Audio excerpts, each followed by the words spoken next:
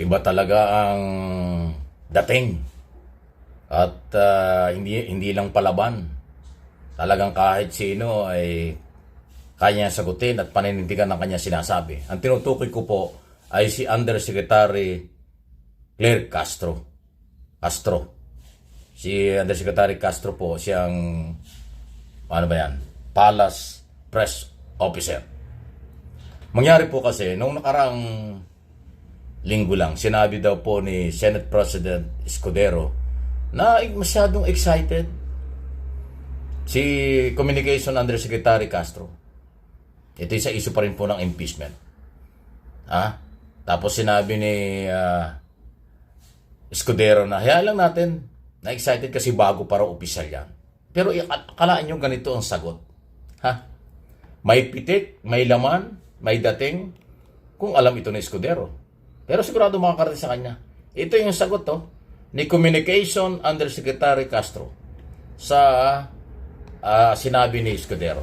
At pinanindigan na excited siya kung bakit. Ito yun, Ang masaya pa po ako na nadinig natin dyan kahit hindi pa po tayo nagkakasala. At hindi ko pa po alam kung ano yung nagawa natin mali. Patatawarin niya na tayo. Maganda pong gesture po yan. At kung sinabi po niya excited po ako, aminado po ako. Excited ako. Excited ako every second of my life. Wow. Hindi lamang ngayon, sa araw-araw ay dapat maging excited. Lahat po tayo, lalong-lalo na po yung mga taga-gobyerno dahil meron po tayong task o obligasyon na dapat gawin para sa taong bayan at para sa bansa. Hindi ko po ikakaila na halos araw-araw ng buhay ko, hindi lamang po ngayon, excited po ako. Wow. Ano So nakita nyo? Hindi niya binawi ang pagiging excited niya. Diyan sa issue ng impeachment. Sa halip pinanindigan pa. At everyday daw po, araw-araw, excited siya bilang ganyan talaga ang buhay. So, ayan na, binalikan si Escudero. Baka akala ni Escudero bago ito na spokesperson or communication undersecretary na kaya niya sabihin na kaya excited yan kasi bago. Ganon kasi ang dating ni Escudero Parang, parang medyo mayabang ang dating. Na kahit kapwa senador binabara niya, parang ganon, siya magaling. Ito, communication ng Office of the President na nagsabing excited lang hayaan lang daw natin dahil bago lang. Ano yun? Nakakuha ng katapat yata. Nakakuha ng katapat si Escudero kung gaano siya kabilis magsalita, gaano siya parang ang dating siya ang matalino, siya ang magaling, siya ang tama sa lahat ng oras. Kahit sa impeachment trial, impeachment issue na siya yung dapat na gumagalaw, ayan, sinagot na siya ni Undersecretary ng PCO at Malacanang Press Officer. Ayan, na si attorney, vlogger na, broadcaster pa, abogado at abogado pa nga. So, nasa kanya 3-in-1 Ano ang inyong masasabi niya? Iba talaga si Yosek, Pero kailangan natin yan. Kailangan ng Pangulo. Kahit kaalyado ng gobyerno, kapag iba ang sinasabi, sinasagot din po ng Yosek na ito. Di ba? Tama-tama. Kaya galing ng hugot ng Pangulo Kahit sino kayang sagutin. Di ba? Kaya nga po talagang nakakabilib itong si Attorney Claire Castro dahil kahit po si Senator Chis Escudero ay talagang sinoplak nito at nagbigay po siya ng komento na alam niyo yung napakatapang na pagsagot. Senador yan What more pa kaya ang mga DDEBs? Siyempre lalong hindi niyan palalampas yung mga DDEBs. Oy, napapag-usapan si Escudero. Nag-press conference na naman. Talagang ang sipag sa press conference. Sinisip-on. Nagpe-press conference si Escudero. Para lang harapin ang taong bayan. Pero kanyang pinanindigan pa rin. Ang kanyang paniniwala. Walang trial ngayon. Hindi pwede ngayon. Nakareses kami. Sa June kami magsisimula ng pagbalangkas ng mga rules at mga gagawin ng Senado. Sa July ang trial. Sa next Congress na ang trial. Hindi na ngayon. Ganon siyang katigas. Ibang klase di ba? Talaga nagiging controversial talaga ito at patuloy. Hindi man lang lumalambot si Escudero. para pakinggan at bigyan ng consideration ang mga magagaling na abogado, mga retired associate justice, civil society, marginalized sector, mamamayang Pilipino dito at sa abroad na dapat mag-trial kasi kailangan na. Hindi pa rin po. Maghintay tayo, manigas tayo, parang ganon. Hindi sila magtatrabaho ngayong nakareses. Diba? Diba na? Ngayon, ang sabi nila, magsalita daw ang Pangulo. Huwag natin ipasa sa Malacanang. Hindi po trabaho ng Pangulo, hindi trabaho ng Executive Department ang impeachment process. Yan ay exclusive sa Kongreso, tapos na sa Kongreso, na-impeach na si Sara, nasa Senado na po ang labanan. Kasi sinasabi nila, ang Malacanang ay magpatawag ng special session. Hindi po kailangan yun eh. Dahil pag special session, dapat ang tatalakayin ay tungkol sa mga panukalang batas. Eh wala namang tatalakayin at kailangan ng special session para sa proposed bill. Nagawa na nila yung lahat. So hindi naman pwedeng special session para magkaroon ng trial. Ayaw nga ng Pangulo ng impeachment, di ba? Pero dahil nandiyan na yan, dapat trabahuhin na lang ng Senado. Senate only ang merong kasalukuyang jurisdiction. Ang Kongreso paulit-ulit ng sinabi, nakaprepare na sila. Katunayan, buo na ang staff na tutulong sa mga prosecutor, 11 prosecutor ng congressman para sa proseso. Nasa Senado ho talaga eh. Ay ultimong yung rules nga eh. Pinasa rin ng majority leader sa minority leader eh. Pinasa ni Tolentino kay Senador Coco Pimentel para daw bumalangkas ng rules para sa impeachment. Nakita mo? May oras itong mga senador na kampo ni Escudero at Tolentino mag-interview, magpa-interview para sa isyong ito.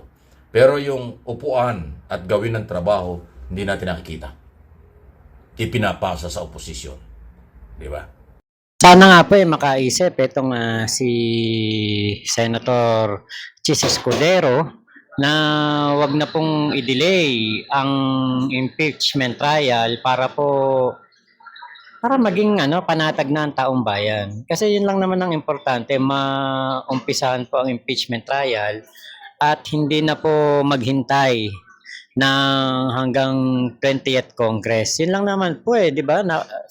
Alam nyo sa totoo lang, sa tingin ko napakadali lang naman yan gawin pero meron pong pumipigil na puwersa para gawin ito ni Senator Chis Escudero. Time will tell na lang kung ano po 'yon, di ba? Si Coco Pimentel, kung tutuusin, wala naman siyang habol yan dahil tapos na yung kanyang term sa June 30. Magko-congressman na yan ng Marikina. Di ba? Para kung iisipin ng mga graduating na senador, bahala na kanyan, paalis na kami. Pero hindi, si Coco Pimentel, nakapokus pa rin dahil ang kanyang obligasyon sa kanyang paniniwala at 1,000% totoo naman yon, hanggang June 30 senador siya. Merong trabaho at obligasyon ang senador dyan sa impeachment. Mabuti pa yung graduating na senador, alam ang obligasyon at ginagawa ang kanilang responsibilidad. Yung mga senador na kandidato, katulad ni Tolentino, at yun namang Senate President na hanggang 2028 pa ang terms. Ang term niya, ang kanyang term hanggang bilang senador, parang iba ang galaw. Kakaiba talaga, no ha? Kaya kung lahat ito pinapaliwanag, base ho sa mga interview, base sa kailang mga statement, base sa kailang mga galaw. Pero mas mahalaga ang galaw, paninindigan at gagawin ng mga botanteng Pilipino sa darating na eleksyon sa Mayo at sa next election sa 2028. Huwag nating ilagay at ibalik sa Senado ang pasaway. Huwag nating ilagay at ibalik sa Senado ang magiging sakit ng ulo ng mamamayan sa ganitong oras ng pangailangan. Dapat may paninindigan. Dapat manindigan sila. Hindi pwedeng puro press conference na lang. Puro interview na lang. Puro press release na lang. Ang kailangan aksyon. Alam niyo sa ibang mga bansa, sa malaking mga bansa, hindi masyado na i-interview ang mga senador. Hindi masyado nagpapa-interview ang mga membro ng kongreso nila. Puro lang sila trabaho ng trabaho. Ang bida halimbawa sa Amerika, ang bida ron presidente lang at saka yung press secretary nila. Sa Canada, ang nagsasalita, prime minister lang. Sa ibang mga bansa sa Europe, ganon din. yung hari o prime minister o presidente lang. Hindi masyadong maingay ang politiko ron. Dito sa atin, 2.5 ang interview sa mga politiko, puro propaganda lang. Iba ang sinasabi kaysa ginagawa. Yung kailang trabaho, hindi nila ginagawa. Pero yung kailang mga interview na sumausaw sa iba't ibang mga usapin, o lalo na kung pagbatiko sa gobyerno or pagpuna sa mga kapwa politiko, napakagaling nila. Yun ang malaking pagkakaiba ng politiko sa Pilipinas at politiko sa mga bansang mayaman, maunlad sa lahat ng aspeto. Iba ang Pilipino. Pero tayo naman bilang political blogger at broadcast journalist, trabaho ko naman ito. At hindi ko sila titigilan kahit kaalyado pa ng gobyerno kung puro lang interview at wala namang aksyon sa kanilang mga obligasyon under the law. Please like and share na video. Nakakaugalian na po kasi dito sa atin ang ganyang sitwasyon. Nakakaugalian na po ang palaging nasa presscon ang mga politiko. Bawat kibot, merong konting issue, presscon.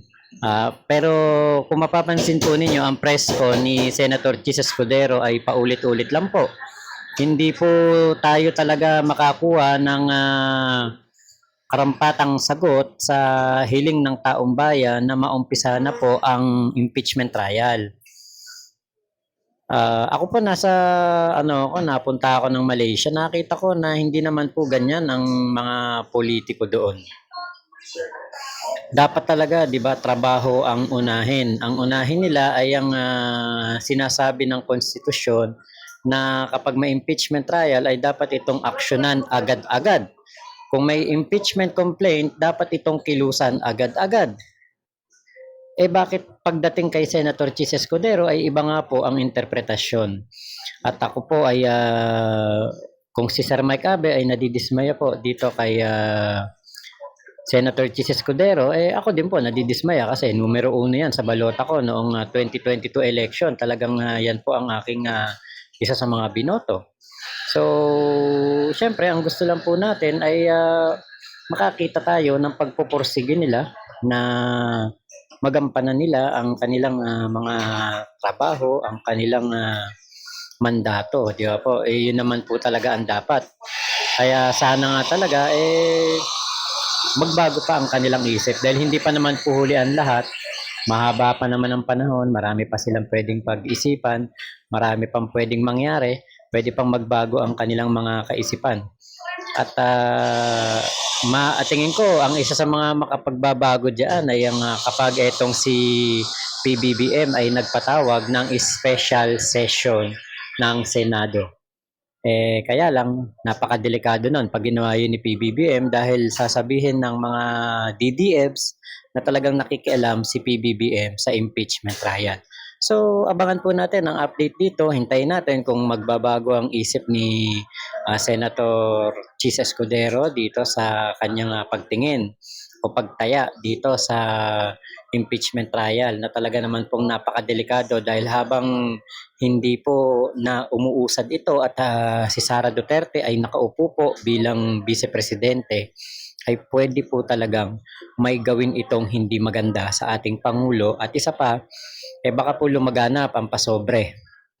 Baka dumami po ang pasobre at marami po ang makinabang na mga multo na tao, mga hindi nag-e-exist na mga pangalan at nabibigyan po ng napakalaking pera ng budget ng bayan na dapat sanay sa ating mga kababayan pero napupunta po ito sa mga hindi po nag-e-exist na mga tao. Diba? So sana nga talaga ay ma-actionan ito ora mismo, ASAP kasi kapag naman po panahon ng eleksyon, sila'y naninikluhod sa atin, sila ay nakikiusap sa atin na atin silang iboto. Diba? Ngayon sana ipakita nila na karapat dapat pa rin sila sa ating boto sa darating na 2028 election. Ayan, sama na rin 2025 election. So yun lamang po, maraming salamat sa pagsama nyo dito sa aking vlog na ito at ako po ay nandito na po kami sa NAIA at kami po ay nakauwi na mula po sa sa tour namin sa Hong Kong, China at Macau. Napakaganda ng China, talagang napakaunlad, malayong-malayo sa Pilipinas. At tingin ko talagang kailangan po nilang sakupin ang ating mga karagatan. Kahit hindi kanila, kailangan nila sakupin sa dami ng tao na kanilang pinapakain, sa dami ng tao na kailangan nilang bigyan ng makakain sa hapagkainan. Sana ganyan din po ang ating mga ihahalal na mga leader sa mga darating na panahon. Dahil alam niyo po, nakita ko na ang China po ay porsigido sa kanilang ginagawang pagpapaunlad ng kanilang bayan at pinapaunlad po nila ang kanilang mga kababayan, inuuna ang tao, inuuna ang mga kanilang pangangailangan. Kaya ang gobyerno po nila ay gumagawa ng mga drastic measure na kahit na meron na makagalit sa West Philippine Sea ay gagawin nila para lamang sa kanilang bansa. So yun lamang po. Thank you po. Ingat po kayo. Nasa mga panig kayo ng mundo. Mama chup chup. Love you, love you. God bless us all, Pilipinas. God first. Salamat po.